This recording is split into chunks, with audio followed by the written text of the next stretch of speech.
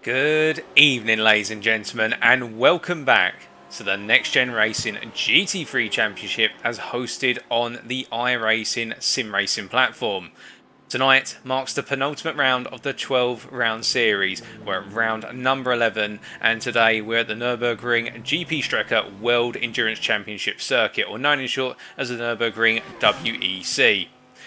Lots on the line tonight for multiple drivers up and down the field, whether it's in the AM category or the Pro category. We have got plenty of deciding races ahead. Indeed, effectively 3 races remaining if we include the sprint and the feature today, and in a week's time, of course, the all-important 2-hour Super Endurance. But before we can get to the 2-hour Super Endurance, we must clear our final pair of feature and sprint races, and we will do so according to the schedule as shown there up on screen in 14 minutes time. So at 8 o'clock this evening British Summer Time, or UTC +1, will be getting underway with the qualifying session, the 15-minute session, to determine who will be on pole and our grid order going into the sprint race, which will occur immediately after the 15-minute sprint race, which will kick off at 8:15, and all the points being up for grabs there. And after the sprint race, we'll bring you the post-race interviews with our winners in both of the categories, whether it be the Pro or the AM, and then we'll have a short break before returning for the feature race at 5 to 9 tonight. A 60-minute race which will be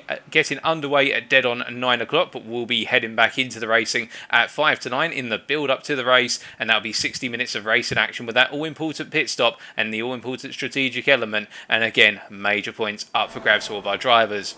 Now in the commentary box tonight you have myself, Paul Walsh, also known as TX141 or Brit in a Spit, depending on what media you follow me on. And do remember this broadcast is being brought to you on 3 different platforms tonight. You can tune into this broadcast on the official NXTGEN Racing YouTube channel, alternatively the official NXTGEN Racing Facebook group, or last but not least, if you're inclined to use Twitch, although it may be the case that due to the recent security break you may not be anymore with Twitch, you can tune in on Twitch at TX141. Now, it would not be possible for us to bring this series without our primary sponsors behind the series who have been helping us since day one, and that is, of course, Apex Racing Academy and Next Level Racing. We're bringing you this series in collaboration with them, and it's about time that we introduce them. Started off, of course, with Apex Racing Academy.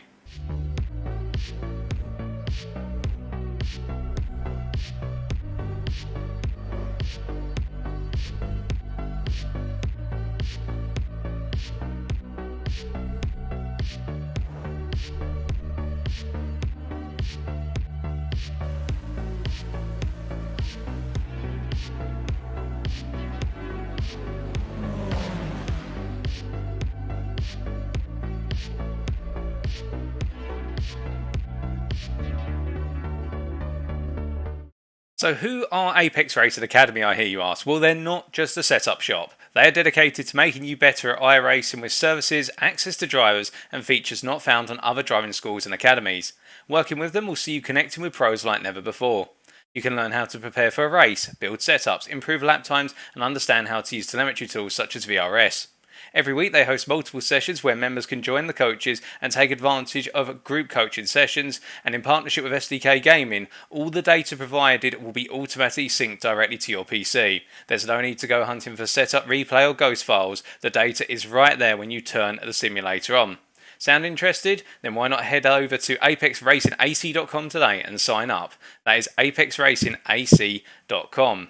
And of course, we're very grateful to Apex Racing Academy for providing us with a good number of prizes within our prize pool and helping us with the setups of the cars that we've been taking to each circuit, the fixed setup racing. We must come from Apex Racing Academy to our other primary sponsor for the series, and that is Next Level Racing.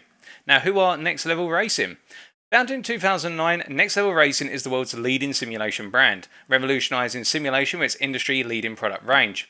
With a clear focus on innovation and quality to meet the demanding needs of sim racers, Next Level Racing's designs and technology shall take your sim racing experience to the next level.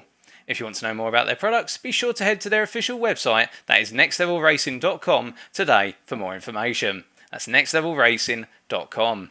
And Next Level Racing supported us by providing us with a number of prizes in our prize pool for our drivers. Of course, remember there are prizes for the championship winners. There's also prizes for the most improved driver over the course of the series, and there's some other prizes up for grabs in between. And we'll be announcing all of those following the conclusion of the championship, and you'll be able to hear about that on the on the Next Gen Racing website, I should say. But in the meantime, we're very grateful to have both Apex Racing Academy and Next Level Racing on board. And again, without them, it would not be possible to bring you all of this fantastic racing action. Now, speaking of the action, we'll be coming to that very soon, and in the build-up to it, let's talk a little bit about the action that's happened over the last 10 rounds. Looking at our championship standings then, firstly with the Pro Class. So as we can see there, the gap at the very top now, only 4 points after the round at Gilles Villeneuve, or the Canadian circuit last time round, with Matt Caruana in the end, despite a slight mistake there on the feature race. That should, I believe, show 50 points for the feature race. Matt Caruana picking up a fantastic haul of points and overhauling the remainder of the gap between himself and championship leader Billy Fletcher. Both drivers being teammates, of course, from Luxim 24 esports team, but it is the case that right now the two teammates are major championship rivals, and it will be between them the championship is going to be down to, whereby the results today and also at Spa next week are going to be huge.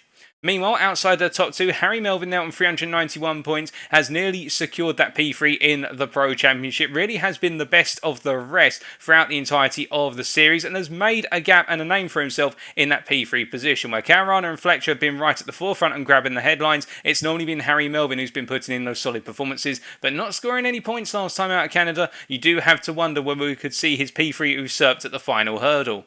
Meanwhile, in P4 there, Kenny Heremans with no points on the board last time around at Canada.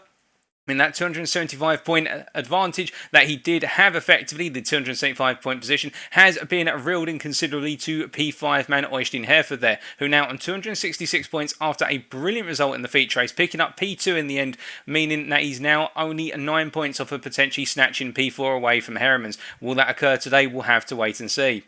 Further down there, we can see the rest of the top 10, Jean-Louis Deschamps continuing in that P6 position for the time being, picking up 8 points over the course of the races last time around. Some major incidents throughout the racing at Canada, of course, leading to a number of pro drivers, particularly in the feature race, suffering non-scores. And we can see there Jean-Louis Deschamps in particular missing out on points in the feature race, as did Paul King, Jakob Boshoff, who was not able to race, Bobby Thompson, who we believe was not at the circuit, and also Ben Hicks down there in P10. But Ben picking up 2 6-point finishes in both races, and therefore 149 points his tally, and moving into that top 10.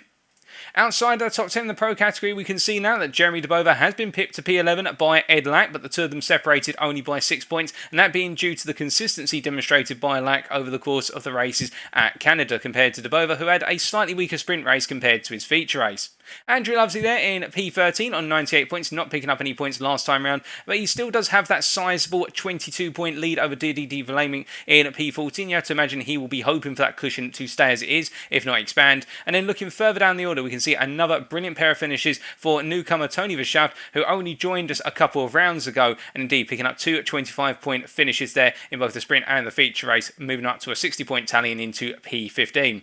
And looking towards the bottom of our top 20 there, we can see that Jamie Dory not picking up any points last time round. Will he be able to get some more points on the board today? Outside of our top 20 in the Pro category, meanwhile, we can see that once again our newcomers of Pimbo and Robert de Sunic both picking up good finishes in the sprint race, but struggling a little bit, well, more so Pimbo rather than de Sunic, struggling in the feature race, and therefore seeing their progress hampered to an extent. But further down the order there, we can see it is the case that Ben Henderson and Deegan Fairclough unable to get some points on the board last time out. Will they be able to get off a single figures come the conclusion of the championship? Meanwhile, in the AM class standings, we have George Bland leading the championship and continuing to hold that lead, expanding the lead last time out at Canada by now going on to a further 50 points, leading up to a total of 473. And with that gap opening, it is possible for Bland to wrap things up in the amateur championship tonight. Now, we won't go into all the specifics, but the simplified version of it is that Bland has to win both races, and it's effectively that Ollie Wayne and Alexander Batak have to have disastrous results in order to see the championship go to plan come the end of round number 11 tonight. Of course, that's unlikely, but you never know how the racing gods are going to say the racing is going to go, so we'll wait and see whether that's going to happen. We can see Ollie Wayne and Alexander Patak, that only 2 points separating the two chasers after Bland here, and you can imagine if any one of those three has a dire night tonight, it could really blow open that championship hunt. Outside the top three, Mikkel Andreasen there, holding on to that P4 currently with a gap now of what is 29 points and doing a good job of keeping that gap stable. Matthew Addy not able to close the gap up too much, only by 3 points come the end of the racing in Canada. And we can see that in P9, after a fantastic pair of races which saw him earn Driver of the Day, Navarro de Bova, the 11-year-old youngster, making his way, finally breaking his way into the top 10 in the amateur category with that win in the sprint race and 10 points in the feature race. Plus that pole position as well, Navarro de Bova doing very well indeed as we look outside of the top 10 right now, and we can see there Matthew Emmons, having made the switch to the Lamborghini Huracan, turning this more into a development season now than anything else and looking forward to the future season. It is the case that Matthew Emmons with 156 points will be looking to get even more time in the Huracan tonight, and then from P12 downwards we have a sizable gap in the points from Matthew Emmons to Darren Doherty, where we have a gap of what is 62 points. And Doherty leading the charge for being outside of the hunt at the top 11 there. Meanwhile, further down, we can see Mark Sykes with 2 points in the sprint race, increasing his tally to 63. But again, the points coming few and far between compared to Morten Oosterhuis, who in P16, having only recently joined us, continuing to crusade his way up the order, now onto 61 points after a good finish in the feature race. But outside our top 20 in the AM category, we can see there that Arjun Kregel last time out getting some good points in the sprint race, 8 points and getting his first points on the board, but not able to pick any up in the feature race, and Aaron Thompson there in P25, unable to add to his tally at Canada. Now, as we look away from the standings, let's come on to the circuit itself. We are here today in Nürburgring, Germany, at the Nürburgring GP Strecke World Endurance Championship Circuit, or the Nürburgring WEC Circuit, as mentioned earlier, in short. And you can see on the map here, consisting of 16 corners, with the long run down towards the Yokohama S, also known as the opening hairpin, the turn 1 hairpin, into the switchback for the Mercedes Arena. The Mercedes Arena comprising of turns 2, 3, 4, and 5. And then following on from that, we then start to move from what is a very low average speed part of the circuit onto a medium speed section in the run from turn 6 all the way round to the Schumacher S's at turns 9 and 10. At which point the pace of the circuit does not relinquish, it continues to build up there as our drivers will make their way through turns 11 and 12, 12 being the Bilstein curve, and it's the long run down through the right hand kink of turn 13 up towards the Vidal chicane. And of course we'll be using the fast chicane here, not the slow chicane, so turns 14 and 15 will have that moderate apex speed, and in the final corner of turn 16. Effectively, there are 3 hairpin style corners here, all presenting a unique change. Turn 1 being the slowest of the 3, turn 8 the Dunlop curve being the corner with the double apex layout, and turn 16 being a second gear corner, which is quite challenging because you want to get on the power as aggressively as possible to get onto that start finish straight. And we can see here from a reference that was provided to us by Billy Fletcher as he takes us around here in the Luxem 24 Porsche 911, making his way across that timing line. So charging all the way down towards turn 1, then you're going to see here it's going to be a case of building up as much speed as possible and then trying to sight his braking board on the left hand side, and as he comes into the corner, braking between the 150 and the 100 meter boards, coming all the way down to first gear and rotating the car gingerly through before stamping on the power and going through the Mercedes Arena into turn 2 here, and it's a case about managing that power and getting on the throttle as soon as possible before trail braking his way into turn 3 and looking for as late as possible an apex and riding that apex curve there, taking as much late apex as he possibly can before coming through 4 and out across 5 here. 4 and 5 effectively being one long right-hander but classified as 2 separate corners. Having left the Mercedes Arena, he now makes his way down to turns 6 and 7 here. The left into right sequence, third gear in turn 6 before coming down to second in turn number 7 here and looking to get on that power as soon as possible and use the width of the circuit plus the raised exit curve there in order to concave the car back onto the tarmac before making his way down towards the turn 8 hairpin here. Now as he makes his way into the Dunlop curve, you'll see here a double apex approach where he takes a wide line initially and then looks at that second apex towards the end, and as he does so he builds up the power and uses the camber of the road to keep him on circuit before coming flat out through at the Schumacher S of turns 9 and 10, making his way all the way up the hill towards turn number 11. Now the momentum switches here, it's a much faster portion of the circuit from this point onwards, breaking down to third gear here at the 100 meter board, coming through turn at number 11 before switching over into turn at number 12, and as he makes his way through Bilstein here, you're going to see he's going to have the long run now down through 13 and up towards Vidal at turns 14 and 15. He comes through here completely flat out through the right hand kink building up that speed up into 5th gear, looking to make his way as close as possible to 6th gear before sighting his braking marker at the 50-metre board there. A very, very delayed appearance of the chicane there, and that can catch drivers out before making his way up towards turn number 16, the final corner, coming down to 2nd gear, and then looking to abuse the runoff area there in order to get on the throttle as early as possible and make his way across the timeline. A brilliant lap there by Fletcher. Now, as for our rules, we can see that our setup tonight, we'll see our drivers running the iRacing medium downforce setup for tonight's races, that fixed setup that everybody is required to run. In both the sprint and the feature race, our drivers will both have one fast repair available, and as for in the feature race, we can see that our drivers' fuel loads will be restricted to 75% for the start of the race, meaning that there is that mandatory pit stop where our drivers will need to take on fuel, but changing tyres is entirely optional. And with the rules covered, it's time for us to head back to our live screens and get ready to go racing. And in this final practice session right now, with only a minute remaining, we can see that in the timing screens right now, Billy Fletcher is on top with a 1:53.704, and indeed he's now bringing back out the Lamborghini Huracan. He decided to just show off with the Porsche a little bit there, as we do have a small graphical glitch on our screen, which we are just going to remove for you. Hopefully that will disappear, and indeed it does. But we can see that Fletcher now back in his native Huracan, flying around the circuit right now as he makes his way through the Mercedes arena through turn 2 at 1:53.7. And when I did catch up with Fletcher, he was saying he had mixed feelings about tonight, not as much time to practice as he would have liked, and he is wary of the fact that he expects Matt Caruana to be absolutely flying here. We'll have to wait and see, of course, because you can imagine Fletcher will want to hold on to that championship lead to put the pressure onto Caruana come the final round in a week's time. But there is plenty of racing distance to come. Now, we will need to introduce a new driver. You can probably see him on the timing screen there with his purple sash alongside him, and that represents we do have a wild card here today, and that is Fraser Smith. We'll come on to introducing Fraser Smith a little bit later. As we can see, the final practice session here has just concluded, and now it is time for qualifying.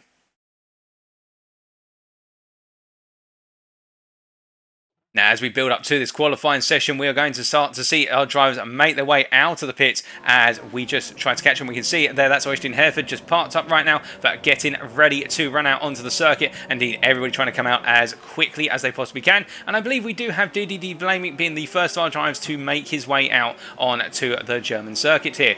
Now, in the qualifying session, you have to wonder, well, what's going to be the aim here with regards to, do you want a bit of slipstream? Do you not want slipstream? Do you want space out on the circuit? Well, the natural answer is here, you want space out on circuit, and you definitely do not want a tow until really coming out to turn 12 down towards turns 14 and 15, so running from what is Bilstein down towards Vidal. The idea being here at this circuit is all about managing those apex speeds and also having that ability to rotate the car through each and every corner. And when you're stuck behind someone, you do not necessarily have the ability to hold as much speed as you'd like through the corners, and that could be a quandary for some of our drivers tonight.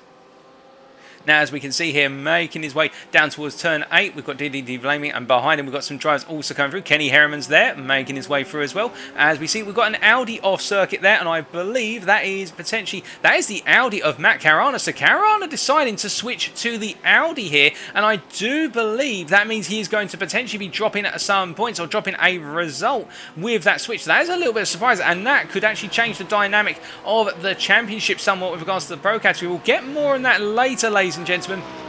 But this is a surprise to be sure. Caruana bringing the Audi R8 today rather than the traditional Lamborghini Huracan here, and I do wonder how that's going to affect his points tally as he makes his way through turn number 11. Now, as our drivers are building up to go qualifying, we should just say hello to you guys and girls in the chat right now. Nobody's left any messages currently, but do feel free to say hi. Do not be shy. We don't bite here. Let me know who you're cheering on, who you're tuning in for, and also what you're expecting tonight, with this circuit being a very different circuit from what we saw last time out. Well, last time, of course, we were at Gilles Villeneuve, a very tricky circuit, and essentially Monaco as represented in Canada, as known by some. But meanwhile, as we see our drivers making their way through right now, we do have George Bland here. We've got some exciting racing ahead, and do feel free to jump into the chat, whether it is on Facebook, YouTube, or Twitch. We'll be able to see your chat messages as they come through, and it'll be great to have you on board with us. But right now, as we come around, we ride on board with George Bland as he takes us around here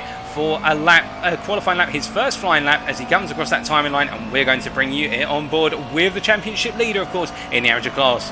So making his way down towards turn 1 here in the McLaren MP4 12C, a car which has proven, despite the fact it's not the most popular car in the GT3 category, and indeed we have only had 2 of these out on circuit at any moment in time. We've only got 1 represented here today, and it is in the hands of the man who's been with us since the start of the series, and that is Mr. Bland in the amateur category. As he comes from the Mercedes arena here, you can see the composure, albeit a little bit of a moment there, turning in too early into turn 3, and that's cost him a bit of time. But as he comes out of turns 4 and 5 right now, makes his way down towards 6, Bland looking very composed here and knowing that he just needs to score well. He doesn't need to do anything fancy tonight. He doesn't need to pull off miracles. He just needs to get a good result here in order to look at effectively wrapping up the championship, or putting the championship so far out of reach that it becomes nigh on impossible for the drivers behind him to catch up. Every point critical here, and he will want to score better than Ollie Wayne and also Batak come the end of the 2 races. He comes through turn 8 then and makes his way up towards the Schumacher S right now. Let's see him go through here completely flat out.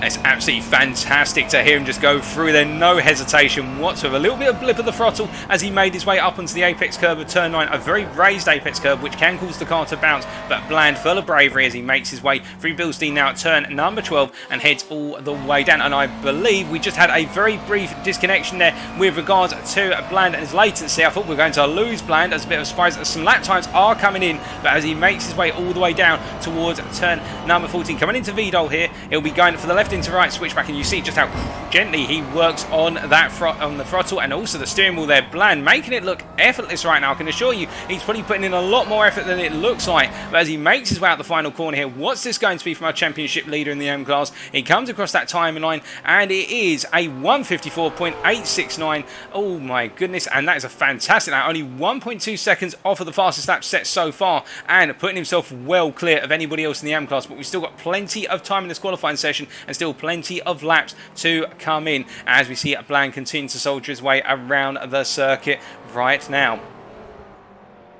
As he makes his way all the way through here, through turn number 3 and into 4. I think we just had a little bit of smoke kicked up there, but I don't think anybody's had a major incident of any description. We are just checking in with the stewards right now with regards to if we've got any information concerning Caruana's car switch, but we're not hearing anything at the moment, so we'll probably hear about that a little bit later on, as we said previously. But looking further around right now, we've got Navarro Debova, who's currently P16 overall, P4 in the AM class in this qualifying session provisionally, of course. We've still got 9.5 minutes of this session to go, and meanwhile our current provisional pole sitter is our P2 man in the pro category, and that is Matt Caruana on a 53.619, and Fletcher already practically matching, if not surpassing slightly, his fastest lap in that final practice session. Fletcher hitting a 53.69, meanwhile Caruana a 53.62. The 2 drivers very, very close indeed, only separated by 700ths. Well, when you put it down to something of a distance like that, you can imagine that is literally just one tiny mistake or one tiny gain in a corner or a couple of corners chained together. But looking around right now, one driver who we should introduce here is Fraser Smith. Now, you're looking at him on camera. He's in the centre of the camera right now as he makes his way down towards what is turn number 1. And it is the case that the wildcard driver here has decided to join us for this round. And we'll wait and see if he's going to join us at Spa as well. But he's decided to join us as of today. And just a little bit about Fraser Smith. Now, whilst I'm not too au fait personally with iRating scores, what I can tell you is the higher the iRating, the better. And I do believe that the highest iRating in our group is currently held by Caruana of 6,124, and Fraser Smith coming in at 4,940. A very good iRacing driver. But let's give you a little bit more flavour about his iRacing career and how he's associated with NXTGEN Racing. So, when I spoke to Fraser Smith earlier, what he was saying to me is it's great to be back in the NXTGEN League, even if he's just participating as a wildcard tonight, because he did his first ever proper league race, sim racing league race, when he started sim racing back in 2019 with NXTGEN Racing on GT Sport. And at that time, by taking part in the GT Sport series, he managed to become a 2-time Scirocco Cup champion and a Mini Cup champion.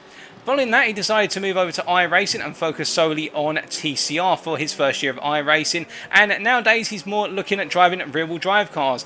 For example, so in VRS in the Porsche Cup, the Radical, the Skippy, LMP2s, etc. And he races a different series each evening in order to give himself a good mixture of races, but also their official races, and he only gives himself 1 attempt at each. So he does give himself a complete flavour of racing. And indeed, Fraser Smith, you can look him up on the iRacing website. You can look at his full profile profile there, but he does have a rather extensive iRacing career in only what is effectively the 2 years that, well, less than 2 years, really a year and almost 2 years that he spent on the iRacing platform. And he's joined us tonight as a wild card, and you can see that on the side of the card, the full send racing machine in his capable hands in that Porsche 911. And his target for tonight, he was saying to me, is that because it will be his first ever race with the fixed setup, he's going to want to get used to the fixed setup on the car, that medium downforce setup, and particularly get used to the ABS settings. But he's ready to get stuck in and take it in particular to the Luxem boys. So he's looking to take on Fletcher and Caruana. We'll have to wait and see. And currently, he's not too far off of them. P4 overall right now. He's only 2.5 tenths off of Caruana's pole time. As we can see, more drives coming through right now. Of course, good luck to all of our drivers, and a special good luck to Fraser Smith on his wildcard debut tonight. As we look further down the order right now, we're still just under half the qualifying session to go here. We have 6.5 minutes remaining. We can see Jeremy DeBova currently P14. That is P11 in the Pro class, and it is the situation where he's got a little bit of traffic ahead of him and not really able to find too much time right now. As looking a bit further around, one position up on him in terms of those times, we've got Colin Martin here, who again separated from Jeremy DeBova by only 1.6 tenths of a second, or 0.16 seconds, depending on your flavour. And it is the case that the BMW M4 driver keeping his motivation high and keeping to push in that M4, but it has been a difficult season, particularly the second half of the season, which has seen Martin not necessarily struggle, but results just not go his way, and a number of instances where his car has been in the thick of it and it has not worked out for the Briton. Can he turn it around with only 2 rounds to go, including tonight? We'll have to wait and see. But meanwhile, looking away from our pros and looking to our amateur, the second highest placed amateur driver right now for Switchback Motorsport there, we can see is Stefan Gamborg Rasmussen, as he makes his way out of 4 and 5 and down towards 6 right now, and he's in P12 overall, whereas George Bland, our pole sitter, our provisional pole sitter in the M class, is P8 overall. And to give you an idea of the delta between these two drivers in the class, what we can see here is, as we just look at the particular class in particular, that right now the delta is 6 tenths of a second. Bland is absolutely dominating the qualifying session right now, although I do say that, and then as soon as I say that, my words are completely altered, with Matthew Prout in there putting in a phenomenal lap, and now only 4 hundredths off of George Bland here, and the BMW M4 Prouting putting in a brilliant effort. And indeed, I think Bland might be thinking right now, okay, perhaps I've got to go out again. It's not going to be the case that I'm going to have it as simple as setting one very fast lap, as Prouting has suddenly come out of nowhere and put a contest to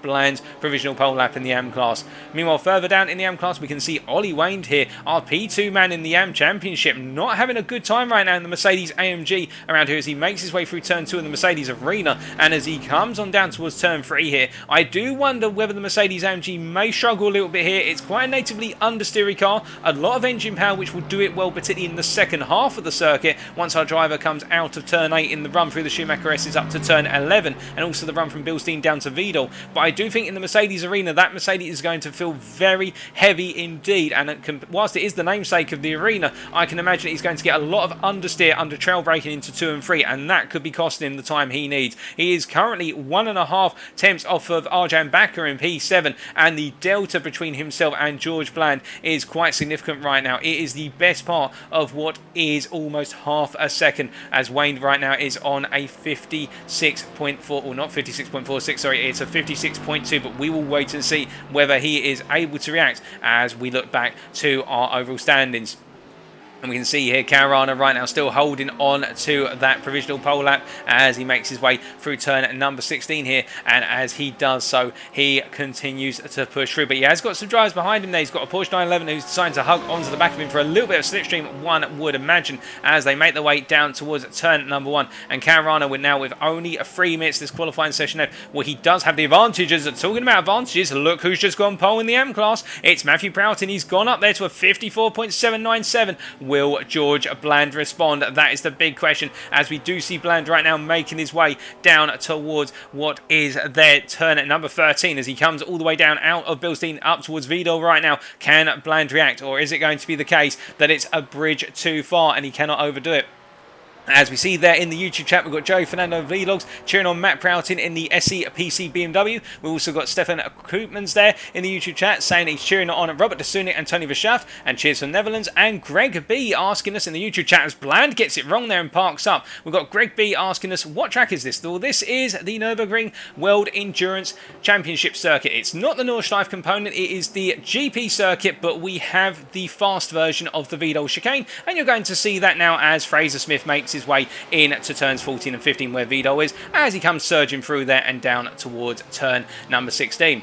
Now, as he makes his way through, one driver who I did have the chance to very quickly catch up to before he got in his machine was Matt Emmons in the Lamborghini Huracan, of course, working as part of the NXTGEN Racing with Luxim Esports. Well, sorry, not NXTGEN Racing, my apologies. What is the M&V Esports in collaboration with Luxim 24 team, which has been newly formed, and he will be looking to stay with that team, I believe, going into the next season. And he made the switch to the Huracan in preparation for a future season of this series. And what we can see here, Emmons, when he had the chance to speak to me in the build-up to tonight, he was saying he was just looking to get some more time in the car, and in particular not just get the time in, but look to gain more consistency in the car, get more used to it and gain that consistency. And consistency, of course, well, at least in my opinion, is the most important thing as a sim racing driver and a real world racing driver. You want to be consistent and build the pace over time. Once you've got the consistency, you can look to get those lap times down, and that's what Matt Emmons will be looking to do as he makes his way up towards turn 16 right now. Let's just see him come to the end of this lap. It does look as though it's not been the best of laps here. He's down in the majority of his sectors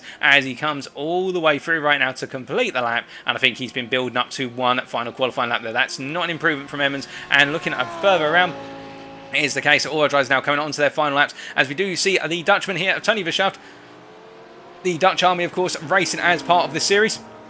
We've got a number of Dutchmen out on circuit, also Robert de Sunic, as we can see at Verschaft right now, making his way through turn number 12 and heading all the way down towards 14 on a challenge right now. And currently P4 overall and P4 in the Pro category, and Verschaft only 3.5 tenths off of Øystein Herford. And look at the gap between Øystein Herford, Fletcher and Caruana. The top three in qualifying separated by less than a tenth of a second. You can see how close it is, and I do wonder whether Øystein Herford could potentially spring a surprise in this one. He's been looking to nip at the heels of Luxim 24 drivers, but focusing on our man here and now as he makes his way out the final corner. He will have one more lap after this unless he decides to park up. I think he's deciding to park up here, so Tony Verschaft in the end parking the car. And meanwhile, looking around, we do have Robert de Sunic here, the fellow Dutchman, who's been cheered on, of course, in the YouTube chat by one fellow countryman from the Netherlands as they make their way down. We've got Robert de Sunic here making his way across the line. He does improve to a 54.850 as Fraser Smith also improves to a 53.875. Neither driver changing place in that overall order, just setting better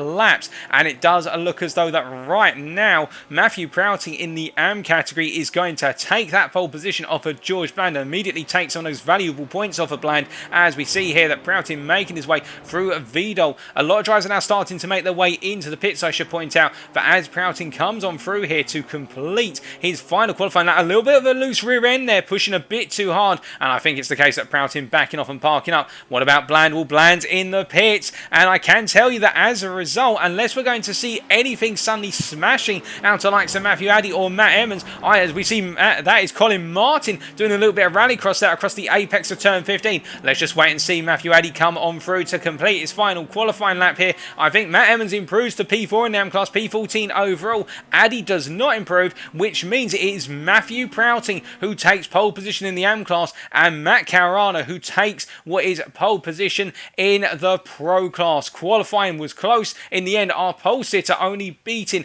Billy Fletcher to pole by the best part of 700ths of a second, and in the AM class, Prouting just pipping Bland in the end by a very small margin. As now we wait for this qualifying session to conclude. I think we've got some drivers just on cooldown laps right now, as Robert de Sunic, he's currently down in his 3 opening sectors, not improving. Neither is Arjan Kregel at this current point in time, the amateur driver here, P21 overall, P7 in class. And then we've got Ollie Wayne, who I think he's just parked up there in the wall and has reset to the garage. So we're just waiting for these two drivers to complete their final qualifying laps, and then we will be a go for the sprint races. We see there de Sunic making his way into the pits, and will Kregel follow suit? He does indeed. So that is qualifying, ladies and gentlemen. Matt Caruana takes pole for what is the Pro class, and Matthew Prouting with a surprise, but a welcome one to be sure, taking pole in the amateur class. So let's get ready then for the sprint race. It'll be coming very shortly indeed.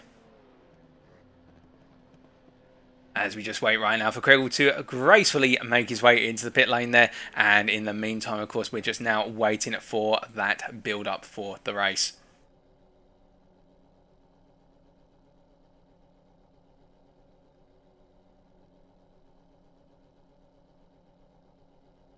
As we are waiting for that build-up, of course, in the meantime, it is one of those situations right now where all of our drivers will be chomping at the bit to go racing. And particularly Billy Fletcher, you can imagine that right now in his mind, he'll be thinking, what do I have to do to beat Matt Caruana? Well, you're going to have to outrun him down towards turn 1. Of course, it being a manual double foul rolling start for Fletcher, he'll want to get that drag as we do see the switch over now to the race any moment. And there we go, ladies and gentlemen, as we now head over and we start to form the grid. As we look at our grid here, we'll be bringing the camera over to them very shortly as they all get themselves set. Here we are then. So line up on the front row, Matt Caruana and Billy Fletcher are two main competitors for the Pro Championship, separating the end by only 700ths of a second. On our second row, Oystein Hereford and Fraser Smith. In the end, the wild card getting himself onto that second row and quite close to our top 3. Meanwhile, on row number 3, it's Tony Verschaft and Ben Fains line up side by side, Team Racing Netherlands drivers. And then in the fourth row, we have got Kenny Heremans, and alongside him we will have Matthew Prouting, and that goes to show you the amateur driver there setting the bar very high with the amateurs in terms of getting in amongst the pros. Robert DeSunic and George Bland lining up on that 5th row, and then it is Edward Latt and Ben Hicks lining up on our 6th row there on the stands, completing our top 12. But as we look away from the grid sheet now and look more towards the racing out on the circuit, it is the case we get ready to go once more. For 15 minutes of racing, this will be the final sprint we do in this series, and you can imagine that every driver right now will want to make it a memorable one. Of course, for all the right reasons, not all the wrong reasons, as we see everybody just readying up our order there all the way down. As we look a little bit further down the grid, I'm very happy to say that we do have the return of Jakob Boshoff today. He has returned to the circuit. It's fantastic to see that he's made his return, and we're very grateful for that. And meanwhile, with the Ignium Motorsport driver returning to the series, we look back up to the front right now, and it is the case that Matt Caruana will be taking us away very shortly indeed.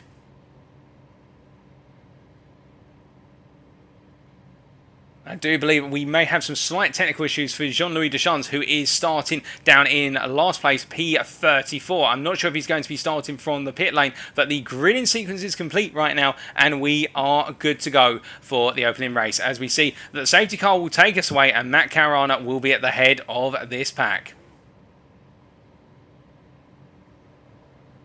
As they do get away, of course, we'll see it's literally just a run down towards Vidal and then into turn 16, and then we will go at the green. We do not do the full rolling formation lap. Instead, it is only the partial one, and as everybody now makes their way down here, it is the situation where they'll all look to concertina together, and it's the case for Fletcher in particular. He'll try and get that jump, but Oystein Hereford, meanwhile, our P3 man, he will also be thinking about how can he try and get the jump on Caruana and Fletcher. Well, we will have to wait and see as the safety car moves out of the way, and we wait for the Audi driver of Matt Caruana to get us going.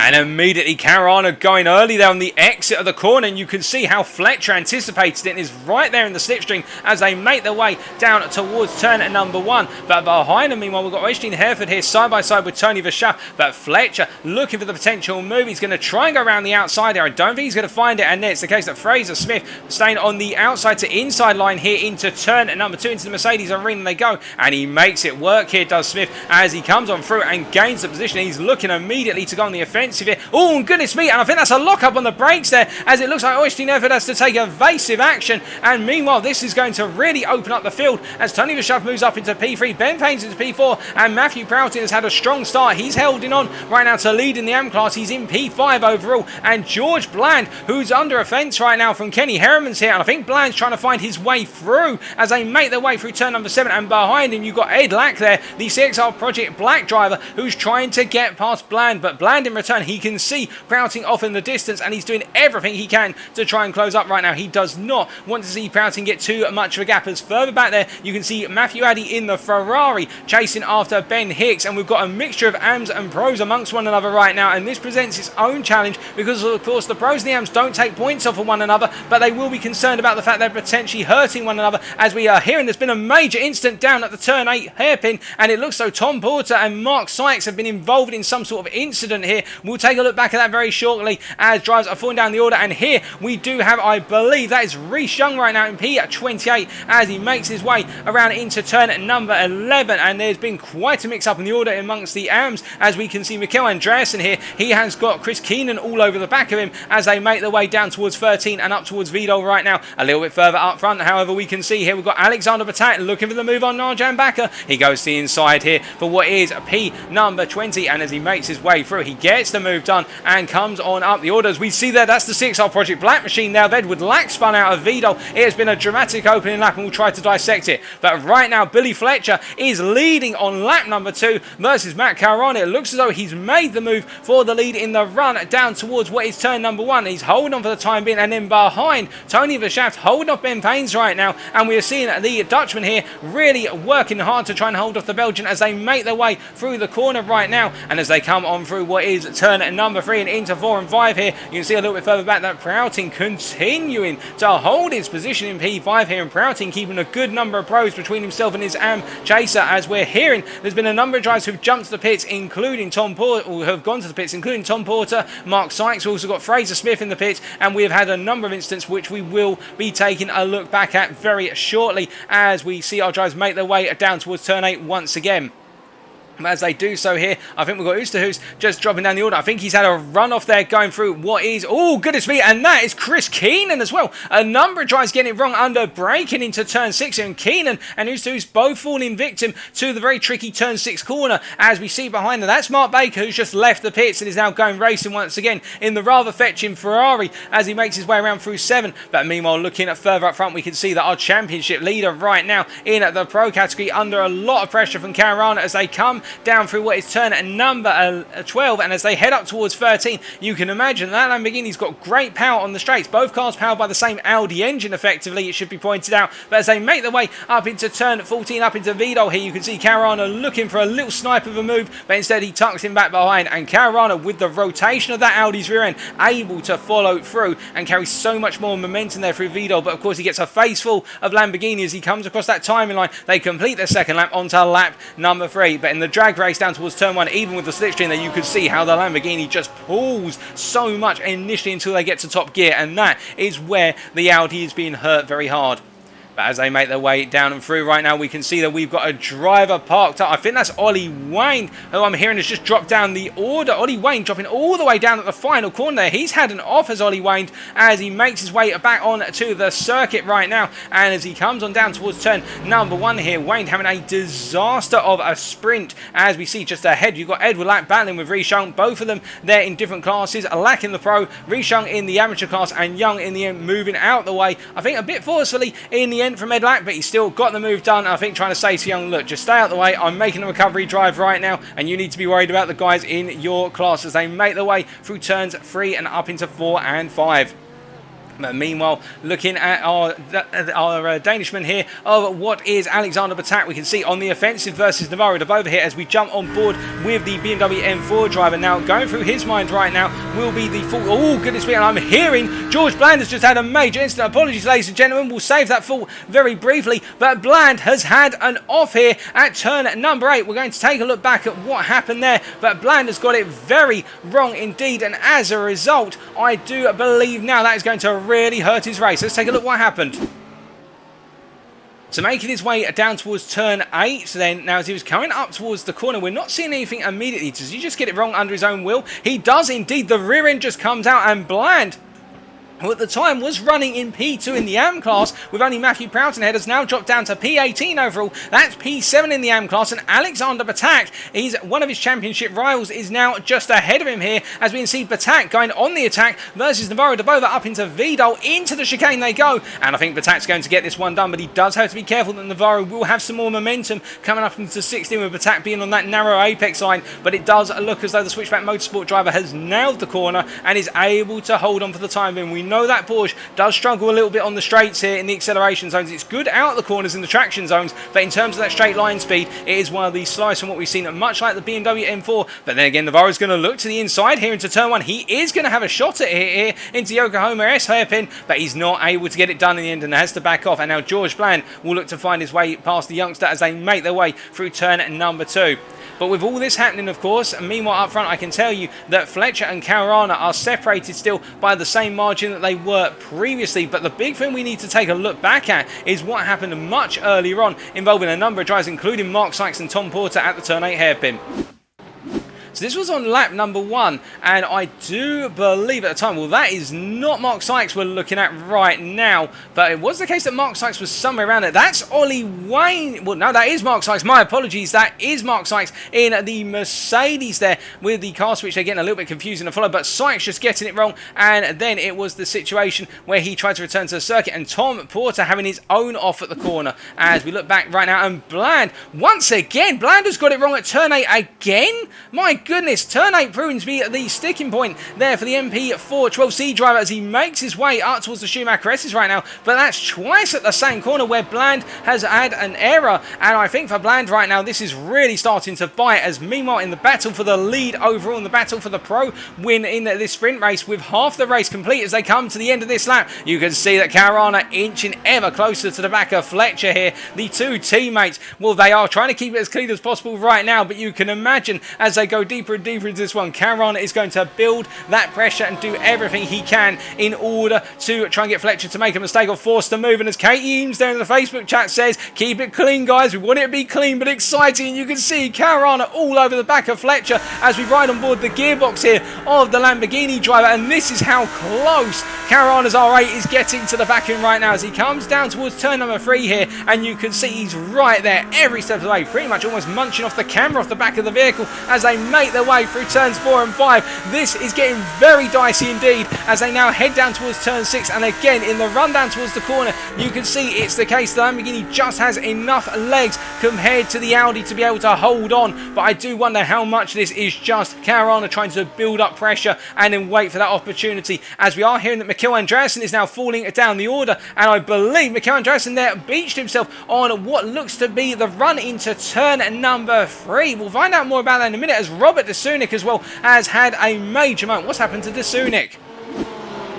So this was only moments ago. De Sunik there making his way into turn at number 6 in the Porsche there. The front of the two Porsches in your picture, and there's contact there. And I believe, unless I'm very much mistaken, that is contact by Kenny Herriman. So I think that one's going to be going to the stewards, or at least a warning with regards to that one as they make their way back onto the circuit. But meanwhile, looking back at the live pictures right now, with everything that's happened, what I can tell you is one driver right now who will be looking for a positive result is Matthew Addy in the AM class, and he's currently P9 overall. He's P2 in the AM class as it currently stands, as he makes his way down towards turns 13 and 14. Turns 13 and 14. And as he does so here, he has got Colin Martin behind him, who is the pro driver, and then his next amateur rival would be Stefan Gamborg Rasmussen here down in P11, and there is a gap of course between the two of them of approximately 2.5 seconds here, so Rasmussen's got to get the charge on right now, the Switchback Motorsport driver, if he wants to try and take on Addy and get that P2 off of him. But meanwhile, further down here, we are seeing that Gareth Mills, the South African driver, making his way through Vidal. He's got flashing lights here. You can see it flashing his lights. I'm not sure whether that's furiously, or alternatively that's just a case of trying to distract him, but regardless, the two BMW drivers are going to be coming to blows shortly in terms of battling out on circuit. It'll be great to watch here as it looks though Mills is holding to the middle of the circuit. He's going to make the Jägermeister machine look to the inside here into turn 1. Mills in the end pulling back onto the racing line, not offering too much of a battle here as they come down to 1, and perhaps Mills feels that he can go for a cutback here in the run out to 2. He's looked for the cutback. Remember, he's now on the outside, and Seagate going deep into 1 holds the inside, and I think it is the case that Jochen has got the move done there as he makes his way down into turn number 3. But meanwhile, further down the order, we are seeing that Arjan Kriegel battling right now with Mikael Andreasen as they come through 2 here. He made the move up into turn 2. We just caught a glimpse of that, but look at Andreasen coming back there with a very, very late move on the brakes. And my goodness, how late do you want to call it there? Well, in the case of Andreasen, I think he called it so late there in the end. Kriegel literally saw him coming down the inside and thought, oh goodness me, I'm going to have to throw the steering wheel to the right there as they make their way down towards turn 6. But a very brave move for Andreasen, and he was able to pull it off as they make their way around. Andreasen up to P24 overall, or P11 in the AM class, and it's the case that Kriegel dropping the position.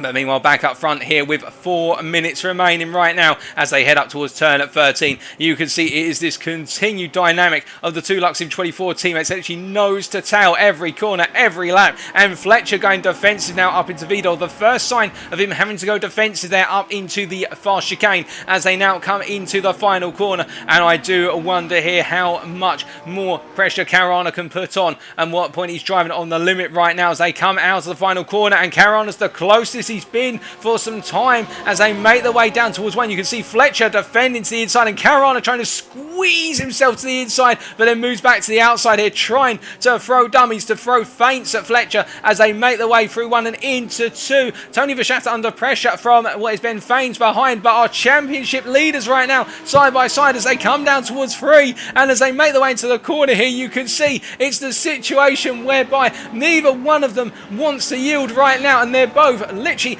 ballet dancing around one another, avoiding the contact, but at the same time finding a way to share the same space and circuit. As we see Caruana falls back into formation right now, but behind them Verschafter under increasing pressure here from Ben Faines. And these two cars, if you want two cars that are so similar as we've seen in this series, it comes down to the driver. It is the M4 versus the Porsche 911, and it does seem as though the 911 has a little bit more rotation into the corners, where the M4 seems to have that stability on the exit of the course. But otherwise, these two cars have been inseparable, and in the hands of Verschafter and Ben Faines right now, the Dutchman versus the Belgian. You can imagine they are demonstrating this as we see Verschafter open a little bit of a gap up as they make their way through the Schumacher S's here and head all the way out towards turn number 11. But meanwhile, with one more lap to go after this one, we believe it is the case that right now Fletcher and Caruana, they are nose to tail. As further down the order, I can tell you that with this battling going on, Jochen Siegert meanwhile chasing after Navarro de Bova here, and Navarro de Bova, oh goodness me, Gareth Mills turning what looks to be Jochen Siegert and then getting turned himself. Both drivers in major contact there, and I think it was just the way they concertinaed together on the exit of turn 8,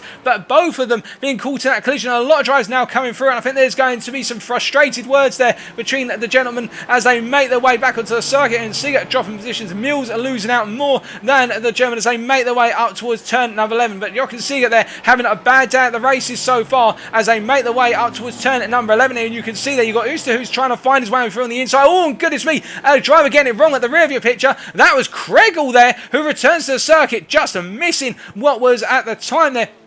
That was Chris Keenan as Mark Baker comes on through. And meanwhile, as we've gone on to the final lap with our leaders, it is getting very tense further down the order. We look a little bit further up, and I'm hearing that Jakob Boschoff has just made a move on Navarro de Bova, and he's needed to there because he's got Ed Lack chasing after him here. Boschoff returning after a couple of rounds hiatus, but the South African driver right now in P17, P12 overall, and having to surge his way up through the field as they come down towards turn number 1 here. And you can see Ed Lack looming very large there in the CXR Lamborghini Huracan versus the Ignium Motorsport Huracan as they make their way into the Mercedes arena here. Now, as they do so, these guys close out on the circuit. We look a little bit further out the order, and we can see Kenny Heremans here in P6 overall. Well, he's got the amateur driver of Proutin there who's got it a little bit wrong on the exit of 7, we'd imagine, because that was a very slow exit, and Heremans is going to make the move for Proutin. This is just a loss of position overall, not a loss of points, as we're hearing that Gareth Mills has jumped to the pit. But meanwhile, up front, I can tell you, as they're on their final lap right now, our race leaders, well, they are still nose to tail here, and it does not look as though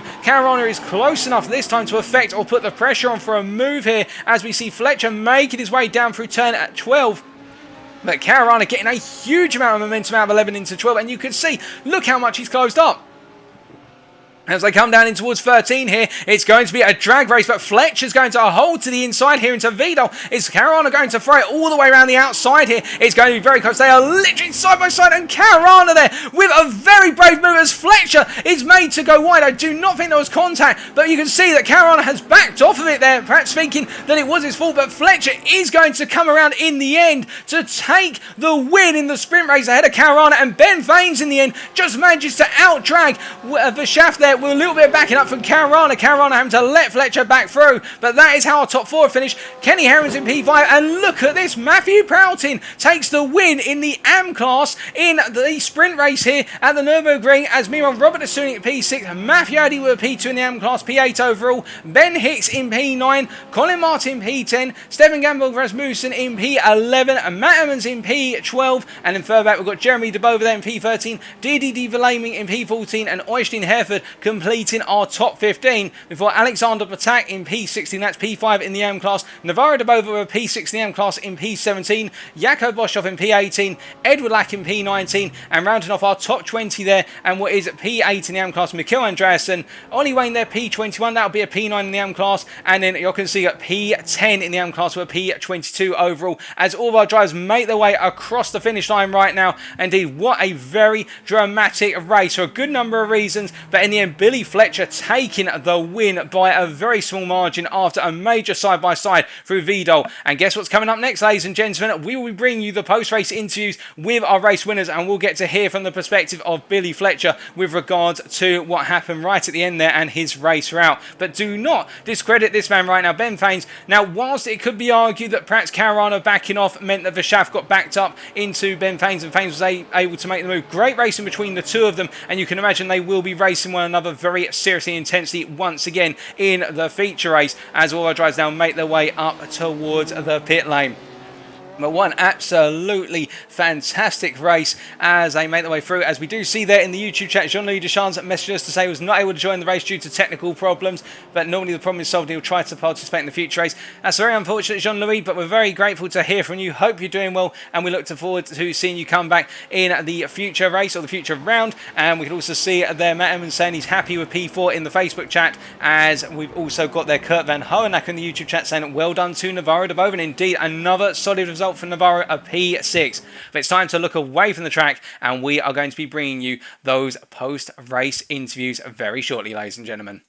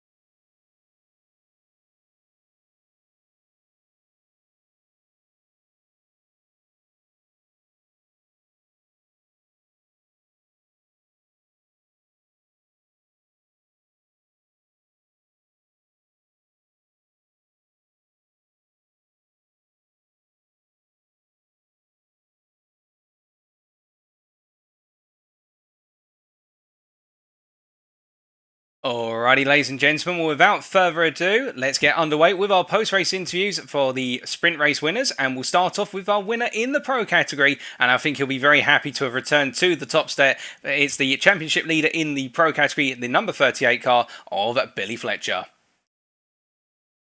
Hello, Billy, can you hear me? I can, Paul.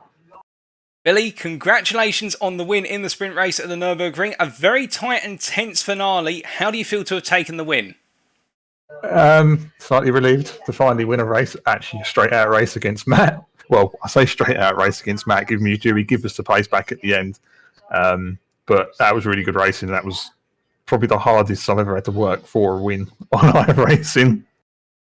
It was fantastic racing between the two of you. Now, at the start, it did look as though Caruana was able to get a slightly better start than yourself. But to be fair, when we say slightly better, we're talking the hundreds or the thousands here. But then at some point, you were able to get ahead quite early on. We didn't quite catch it on camera. Just take us through what happened. I kind of lined him up into the last chicane, so I waited for him. He went tight for the chicane. I went right, and I broke a fair bit earlier than what he did. He carried the speed through okay, but I just managed to jump on the power a bit early and get him into the last corner. So it was a bit of luck because he tried it on me for the whole 15 minutes. So if you get the defense right, you can defend it. But yeah, just that first lap, I think obviously both of us didn't have any experience in how to defend the corner from being in front. So me making that move on him really helped me defend for the rest of the race because I knew what he needed to do to pass me into the last corner. So it helped a little bit, but yeah, it was very close. Oh, that's fantastic. And then speaking about very close and hard to defend, having to pretty much defend against Caruana for the best part of 10 minutes of racing. Just take us through what was going through your mind throughout that, because it looked as though everywhere you were able to place the car, Caruana would follow you into the corner and then some.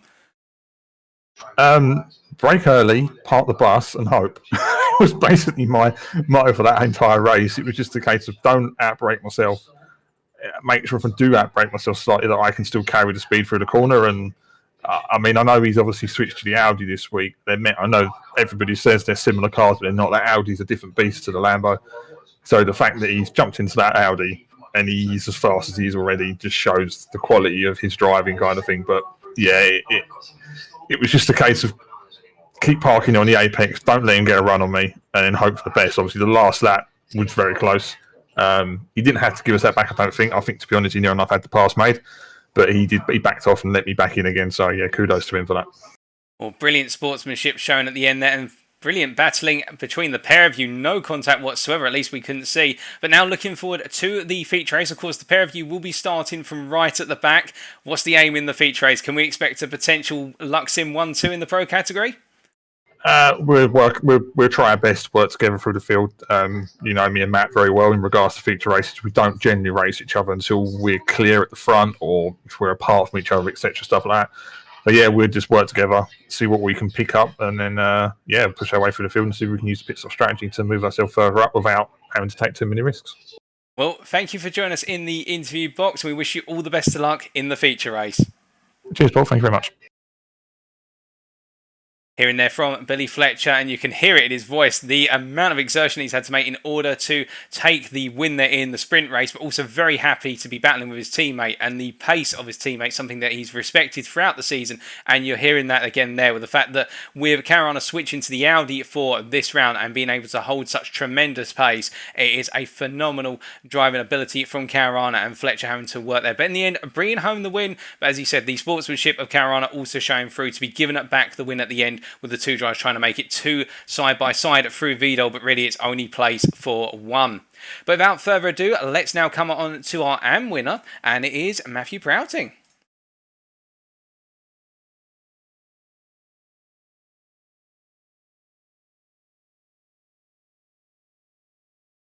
Hello Matthew, can you hear me? Hello, yes I can, yeah. Matthew, the win in the AM class in the sprint race. I believe this is, unless I'm very much mistaken, your first win in the series. And if so, congratulations. What was a brilliant drive. How do you feel? Yeah, good, thank you. Good. I felt like it's been coming, but each time I've had like an incident or been pushing too hard. But Nürburgring's one of my favourite tracks, so yeah, it just went really well. Well, it was fantastic to see throughout, and well, starting before we even come on to the race itself, in qualifying, a lap which just seemed to come out of nowhere. Was that the best lap you expected to do, or was it a case of it was just something you've magicked up at the last moment? I actually felt quite off pace in qualifying. I've been doing low 54s most of the time in practice, so yeah, I was actually annoyed at myself. So when I found out I was par, I was well chuffed. Oh, that's fantastic to see. And then translated into the race, you got yourself in a nice position and had a number of pros between yourself and the rest of the amateur field. What was the aim at the start of the race? Was it just to try and hold position and make a break, or was it to try and gain some places? Just take us through what was going through your mind. Yeah, I thought just try and push through, try and stay with all the pros and pull as much of a lead as I could. And then I was just quite fortunate where the two behind me started battling, which just gave me a bit of breathing room. And it wasn't until near the end that they started catching me up. So I've just let him pass by to carry on my own race, and just, yeah, it was nice and easy.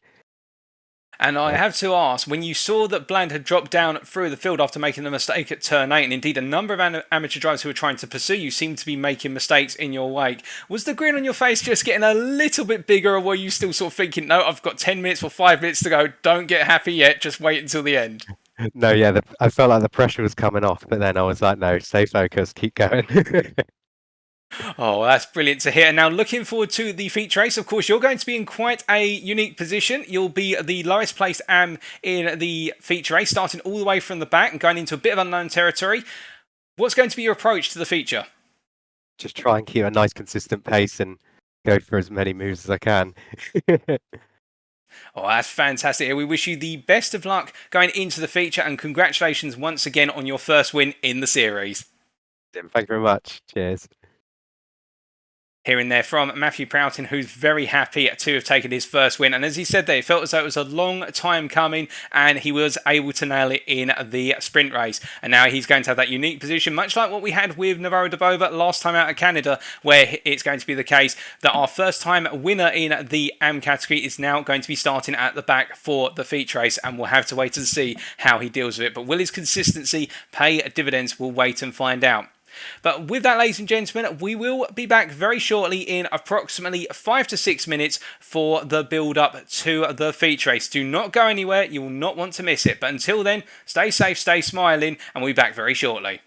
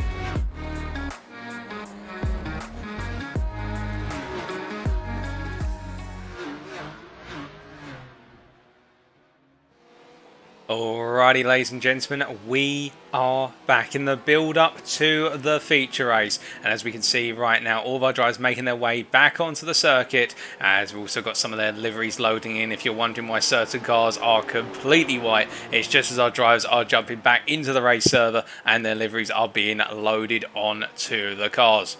Now, whilst we've still got 3 minutes to go in this final build-up to the feature race, of course, it will be the reverse grid, and for a number of drivers, it will be the first time that they will have started in a particular position. Now, 1 second, ladies and gentlemen, we are just hearing there may be a slight issue with the service. We're just waiting for confirmation. Give us 2 seconds. We are hearing of a potential issue here. But it may be the case that we are still going to be agreed to go in a couple of minutes' time. We will just wait and find out. But whilst we do, all of our drivers will now be building up to their next race, and of course at this point they will all be thinking about that longer distance. And as I was saying previously, for a number of drivers it is the situation now where starting out of a normal position they may find themselves in, they might be out of their comfort zone, and none more so than this man right here, Matthew Prouting, who starting now from what will be at the back of the field, he will need to find his way through the order. And the AM driver, can he make it a positive result once again? Can he do what Navarro de Boer was able to do at Canada and make it 2-point scoring results, including that win in the sprint race? Only time will tell. But you have to imagine that the omens are shining well on Prouting. As we check in with the chat here, and we can say that Katie Eames there in the Facebook chat saying her favourite moment in the sprint race was seeing Billy Fletcher keep it steady on the grass at the very end there and getting back on track for the win. It looked as though he was trying to power slide it. And we could also see there Stefan Koopmans giving us a love heart in the YouTube chat and surely enjoying the racing. And we've also got South Coast Pest Control Dorset there saying well done to Matt indeed. Matt has a lot of supporters in the chat, and Prouting definitely has a lot of backing behind him, but it's fantastic to see indeed. We all love a hero, and Prouting definitely has been a hero today as we are waiting to see what's happening. So we are going to be going ahead with the racing here in the lobby that you're currently seeing. The issues have been resolved, and we should be okay to go racing in a short period of time. But if we do hear anything else, we will let you know, ladies and gentlemen. But we should be going racing within the next couple of minutes. This practice session will end in a minute's time, and then we will be go on the green.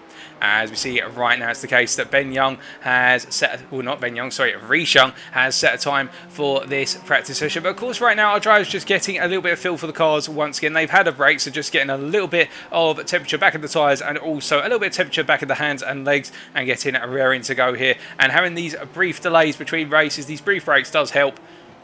Just reset, particularly when you've had a difficult race.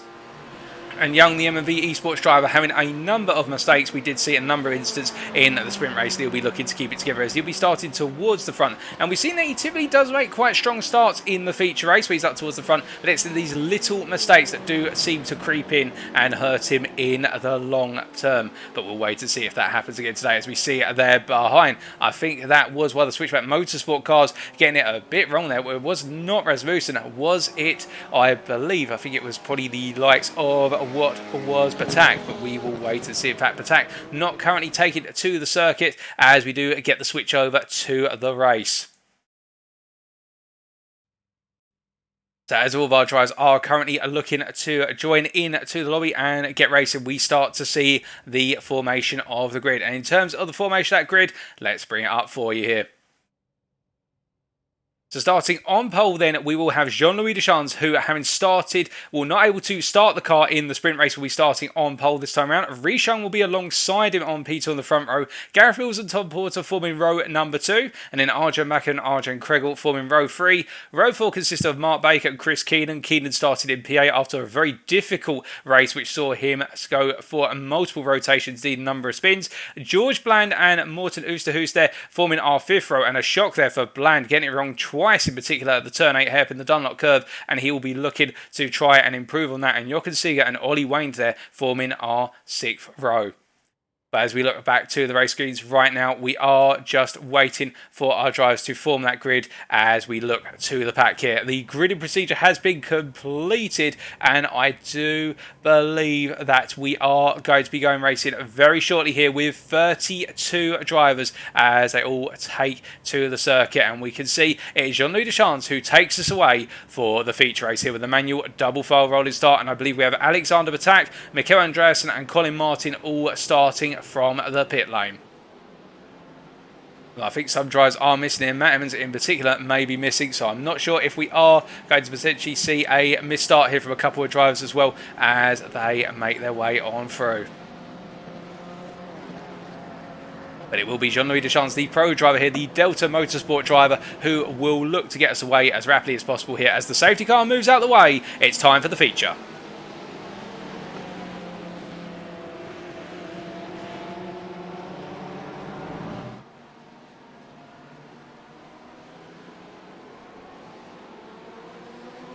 And going as late as possible, it looks like. As we can see there, Jean-Louis Deschamps has gone on the green. And now it's the case that Rhys Young, they're getting a very strong start by comparison as they make their way down into turn 1 here. And I think Young could potentially have the run on the outside. But as he makes his way into the corner, he taps the back of Deschamps and loses all the momentum there that he had gained. And as a result, now Gareth Mills trying to go round the outside into turn 2 here. Mills on the outside, Young on the inside. Very difficult to go round the outside because he's got to carry that momentum all the way through. But the South African driver there with a very brave move. If he pulls this off, this is going to be a fantastic move into 4 and 5. You can see Young giving him plenty of space, but it looks as though Mills has had the better run and is up into P2. As further down the order, I'm hearing we have seen an instant or two between a number of drivers. We will find out what's happened very shortly, but with that brilliant pass at the start, oh goodness me, it's all gone wrong for Young already. That's Young off at turn number 6. As we can see here, Arjen Bakker and Kregel in the identical looking Porsche 911s, the AM class drivers here, battling in their way down towards turn number 8 right now. Bakker ahead, and that's Tom Porter ahead of the pair of them right now, our lead amateur driver.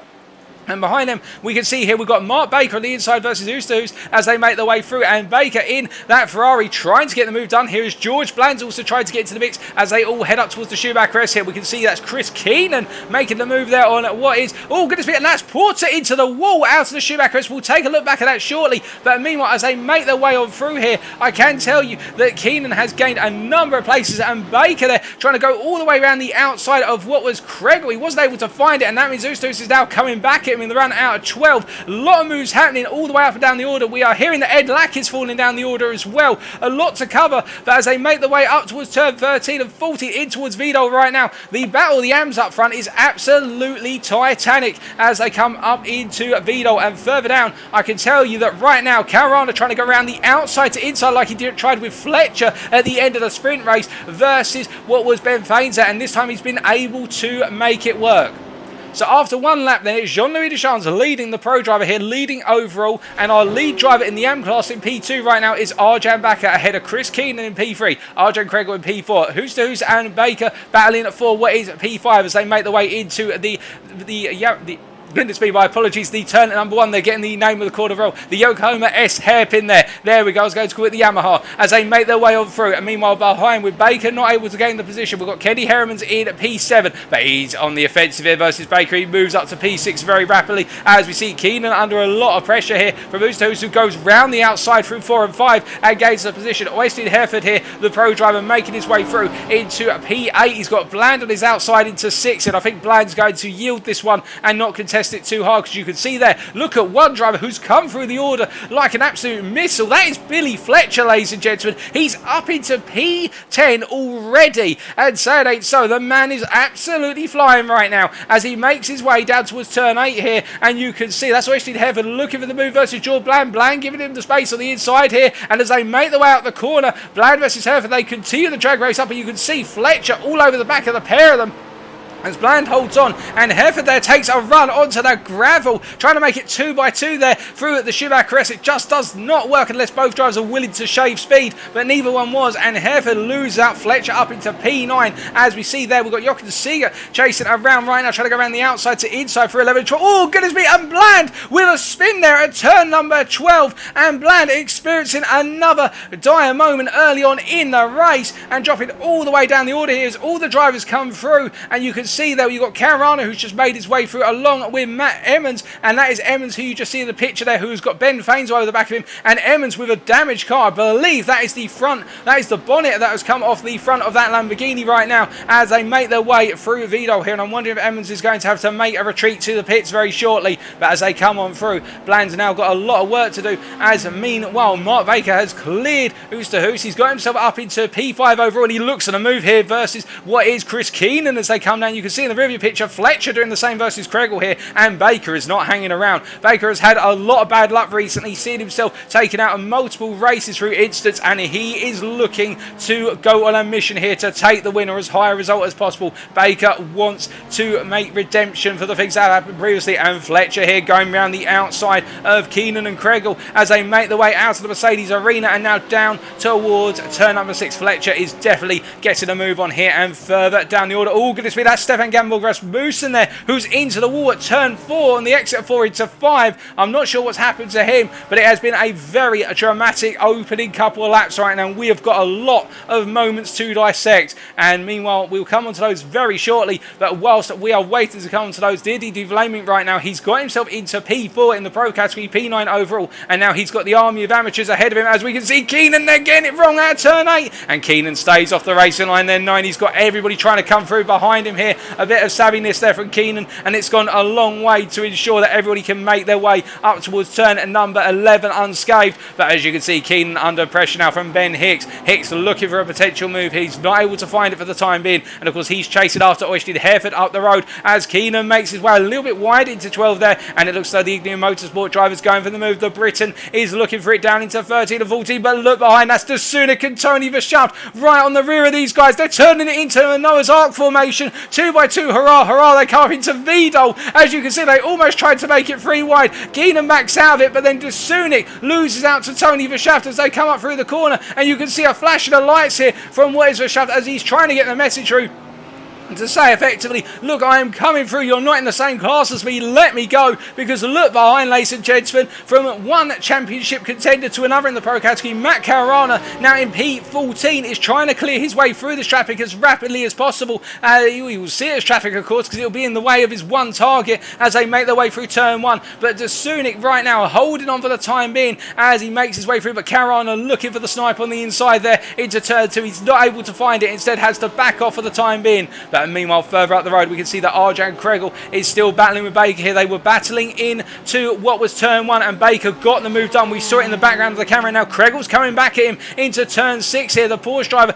going for the move on the inside, and they've got to be very careful here as they come through, because one slight mistake, and we almost saw it there from Kregel, just putting one wheel onto the runoff area in the run to turn 7, as Baker gets it wrong on the exit there and takes to the grass, but keeps it together. Baker driving on the limit there, and I think that one's just going to give you a reminder, you've got a lot to lose here if you go too far, as the Briton as he makes his way through turn number 8.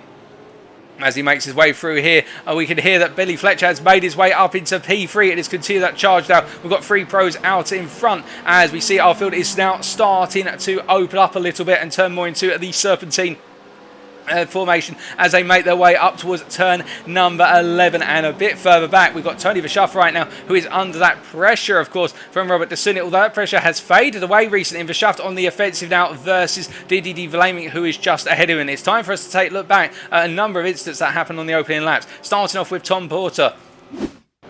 Now, this was on lap 1, of course, and at the foreground of your picture is Tom Porter in the 911 coming up through the Schumacher. Does he just simply clip the curb too high? No, the rear of the car just snaps out on him through turn number 9 and into the wall. So that's what happened to Porter earlier on. And then a little bit early in the race, we did hear of a major incident at what was turns 2 and 3. As we see Jochen Siegert there having to get it off the racing line. The rear of the car just snapping out on him, and it looks like he's got Matt Caruana who's trying to come through. As Siegert here, the BMW Motorrad driver, making his way down towards 1. I don't think he's going to fight Caruana too hard. He's going to hold to the inside but back it off under braking. He does indeed and tucks back in right now. And we see Siegert continuing that momentum, as meanwhile it's the case that Mikkel Andreasen here battling with what is a wounded Ollie Wayne. And you can see how mangled that Mercedes is. As I tell you what's not mangled right now, Matthew Addy's confidence as he makes his way out the inside there, turning it in for a 2 for 1. But I think Wayne's right now driving with a heavily compromised Mercedes. And for Wayne, this has gone from good to bad to disastrous. I don't think he could have asked for a worse penultimate round to the championship so far, but we'll wait and see how he's able to get back into things. Remember, this is an hour-long race. We have that mandatory pit stop,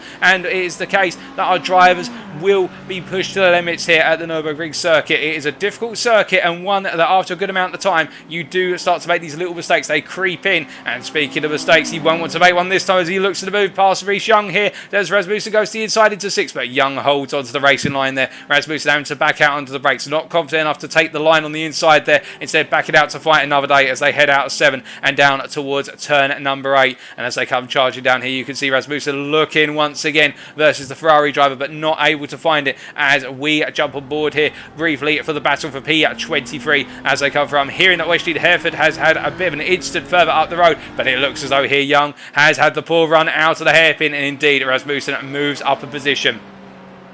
But meanwhile, Wesley Hereford has dropped considerably down the order, and as he's fallen down here, I think he's had a run off circuit. Let's take a look back at what happened. So this was moments ago, and the rear end snapped loose on him through turn number 11, and the full center racing driver there had to take to the dirt and bring the car back together, just missing the wall. Now, for those wondering, by the way, unfortunately, we don't have him here in race number 2. He does not seem to have come back. But we saw Fraser Young earlier take part in the sprint race. Well, what I can tell you is that Wesley Hereford and Fraser Smith will be teaming up together for the next season. It's my understanding they'll be teaming up together. So you'll see them both in those full send liveries, and we'll see them out on circuit. And another thing we had clarified for us during the break as well, that was with regards to Matt Caruana. He has already taken his penalty for the car switch in terms of drop results. There's contact there between him and Ben Faines, and we're going to take a look at that. I think there was a contact and a bit of a turn there from Caruana on Ben Faines, and that could really hurt Caruana with the post-race stewarding. As let's take a look back. So as they were making their way through into 3 here, we are going to see Caruana get very close to the back of Faines. And as they make their way through the corner, the camera angle, we're not 100% sure whether there was contact or not. We will just take another look back from Caruana's perspective with regards to that one, as that did seem to be a major moment. So this is on board the roll bar here of Caruana. Just see it here, because this could be critical with the championship right now in the pros. And it does, oh goodness me, it does look as though there may have been a little contact there. But that is for the stewards to look at as we now come back to the live screens, and Caruana having to press on here and I think roll the dice as to what happens. Of course, we're not accusing him of doing anything. That's what the stewards will do. That's their role, but we're just bringing you as it happens. And speaking of things that are happening right now, Tony Verschaft is making ground up the field. He is our 4th place man now as he looks to battle Arjan Kregel here, the amateur driver, backing off up into Vidal here, not looking to defend hard. He knows that, well, Kregel right now is our leader in the amateur class, still leading, and he knows that he cannot afford to battle hard, because Oosterhoos right now, the Switchback Motorsport driver, is all over the back of him and trying to pile on the pressure. And then behind, then you've got Deirdre De Vlaeminck and Robert De Sunik here, the 2 pros coming together as we see them challenged by DB Machine, leading the pair of pro Porsches as they come down towards turn 1 here.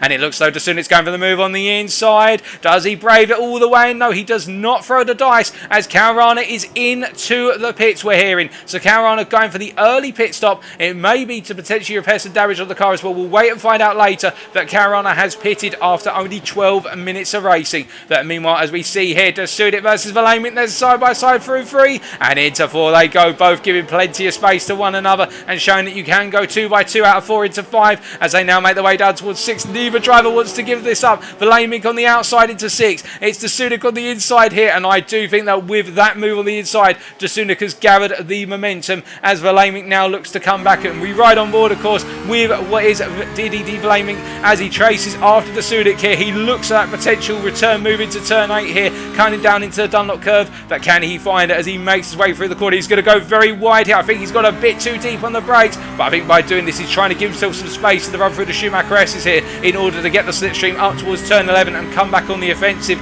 in the run to Vidal. We'll wait to see, of course. We'll stay on board for a while as they make their way up towards turn 11, and you can see that gap has opened up to 4/10 of the time in. So I think it may be the case that Vlaeminck, they're going a little bit deep on the brakes and just having to back it off and wait to fight another day as they come through turn number 12 right now. And there is no gain currently as we hear Colin Martin has just passed Arjan Bakker for P12 overall. Of course, the two drivers in different classes, but now we are seeing that attack materialise from Vlaeminck. He's getting closer and closer and closer and building that momentum. He looks the inside here, but he's not close enough to make a daring move into Vidal as they both make their way through here. Both Porsche drivers are very competent, very professional in their racing standards and continuing to mount the pressure on one another as we are hearing that Arjan Kregel has now relinquished the position to what is Hooster there. I think Hooster has just made the move in the run down towards turn 1. He's made it very early, if that's so. Let's take a look back very shortly at what's happened. But before we do, of course, we can see all 4 of our drivers coming through. And I think there,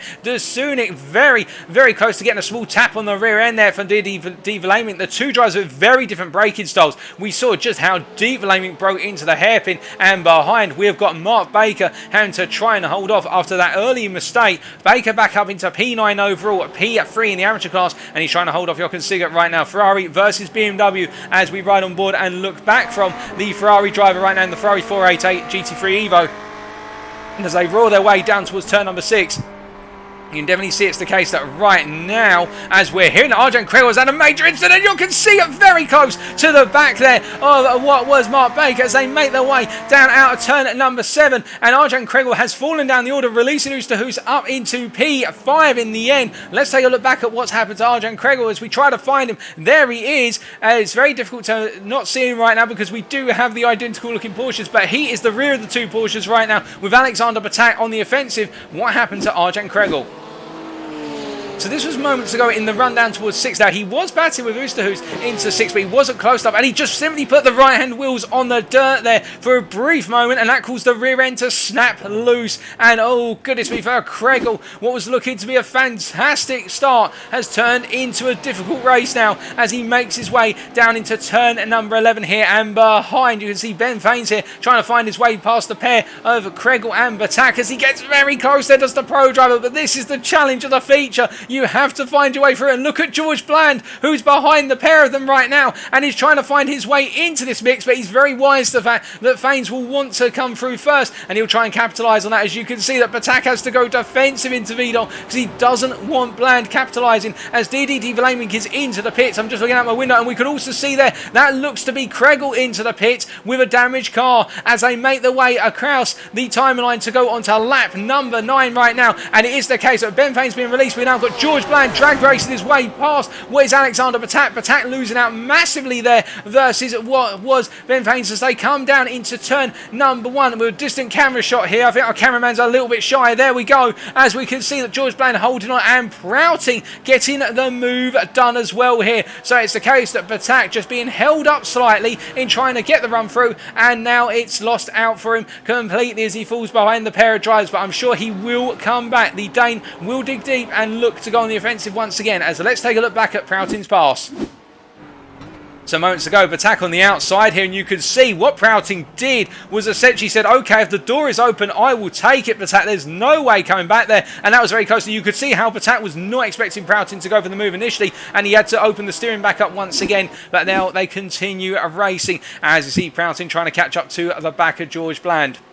But meanwhile, further ahead, we can see that Jochen has made the pass on Baker for what is P7 overall. And that's the battle for P2 in what is the amateur class. And behind these guys, you've got Øystein Herford, who after having the brief rally moment coming out of turn 11, only a couple of laps ago, is already back into P9. But of course, he has done some damage to his race. Let's take a look back at how Jochen made the move.